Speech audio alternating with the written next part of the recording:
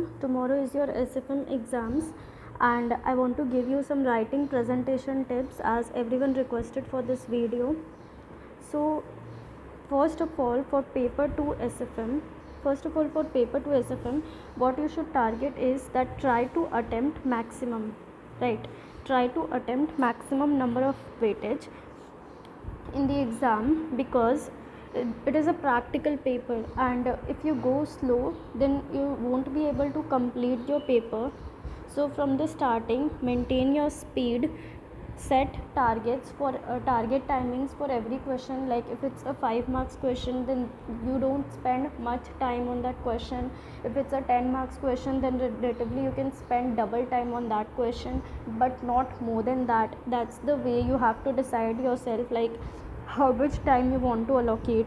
Or you can simply divide like 3 hours by the number of marks what is there. So how much you have to attempt for 1 marks, how much time you can allocate for 100 marks paper if you have 3 hours. Then for 1 marks how much time you can allocate, likewise for 5 marks question how much time you can allocate. So this is important. Then the next thing is you will get step marking for sure. Like if you don't even have solved the whole question, but still you will be getting step marking everywhere till you have done the question right. So even if you don't know the answer, at least attempt the question, because even 2 to 3 marks matters a lot for passing in CA final. Even when what I did when my exam was there, I attempted the complete question paper, like including the optional also, because I was not sure in which optional question I will get more marks. So to my surprise, when I got my certified copy, I scored more in one optional set and less in another optional set, and I scored more in that optional which I first thought of leaving. So you never know in which you will do silly mistake and you will lose your marks. So it's okay to attempt all. I attempted all and I scored more marks in that optional, and that gave me a difference of 3 marks. So I got the additional benefit of 3 marks in that paper. Also give proper working notes to every solution.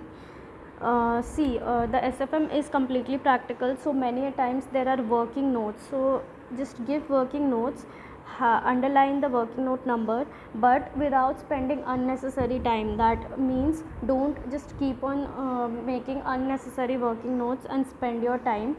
Also in SFM there are lots of ambiguity. There are lots of ambiguity. So instead of worrying about that whether you have done it correctly or wrong, just write your assumption. Whatever you have assumed while solving the question, just clearly give your assumption in 1 or 2 line. That will not take much time also. And then what is the last step? At last, recheck your calculations when you get time, like just once. And you don't need to check all your answers, particularly those answers which involve lots of calculations. There are chances of silly mistakes, so you can once go through those questions you have solved, and just clearly wherever the calculator part is used, you can simply recalculate those things and check if you have done some silly mistakes.